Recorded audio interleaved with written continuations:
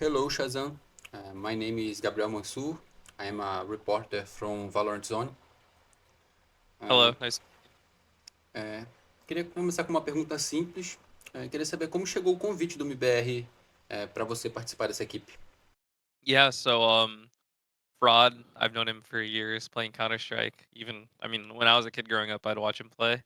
He messaged me out of nowhere and he said, "Hey, like I don't know where you're at with G2, but some of the guys are having visa issues and we might need a sub for, potentially the first match, maybe more depending on when they get the visas." And immediately I was like, "Yes." I haven't played competitive in a while. I'm still signed I was still signed to G2. Streaming and stuff, but I miss competing. I miss the stage, so I immediately said, "Hey, let's figure it out." Told G2, "Hey, this is an opportunity. Can I do it?" Yeah. Legal. É, uma outra pergunta simples, né? Como foi a experiência de jogar para um time brasileiro? Você já tinha esse interesse de jogar com um time brasileiro? É, Como é que você se sentiu jogando para o MIBR? Um, it's been really cool so far. Through Counter Strike, I was really familiar with the Brazilian teams in Counter Strike, and uh, we would compete versus them all the time. We'd play like games with them all the time. Um, Back when I was a pro back then, and so in Valorant, I definitely did not expect it, but it's been an awesome experience. Everyone is extremely nice and welcoming, and they're very good players. Perfeito. É, Como foi voltar? Ele falou um pouco sobre voltar a estar jogando, né? Como é que foi voltar ao Mhm. competitivo e participar aí, mais uma vez agora das franquias, né? Na época que ele jogou não era franquia ainda. Como é participar das franquias? Um, Honestly, it feels pretty similar when you're in the server. You're not really thinking about everything else.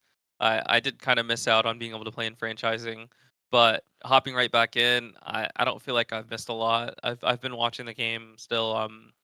Still a student of the game. I play a ton, and I think maybe there's a little rust and a little like getting comfortable again.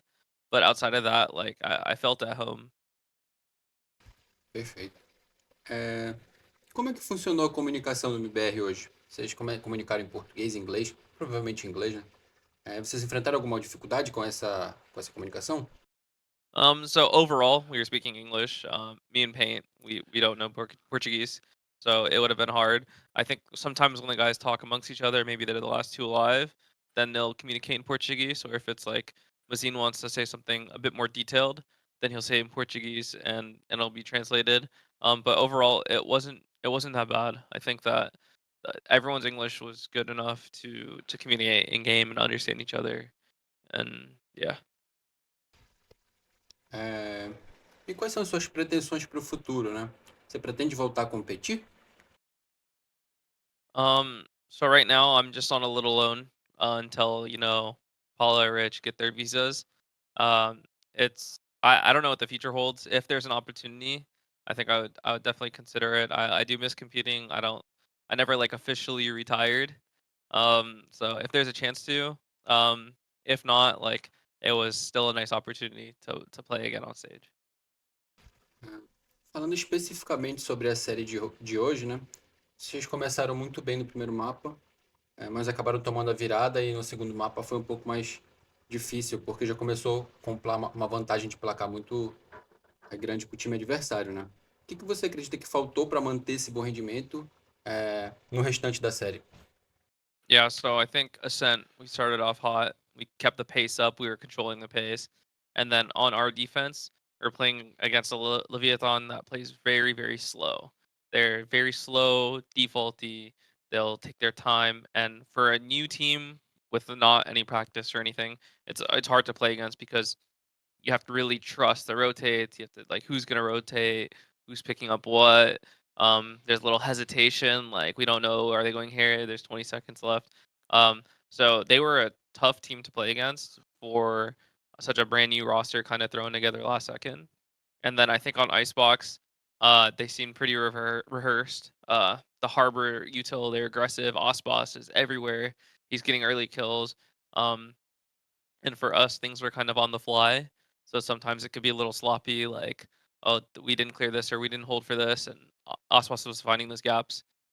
So I think that overall, they just played like a really good team, and to play against a team like that, you need practice. You need to be on the same page. Um, so it is like a disappointing loss, but you can't be too frustrated because they're a good team. They played well.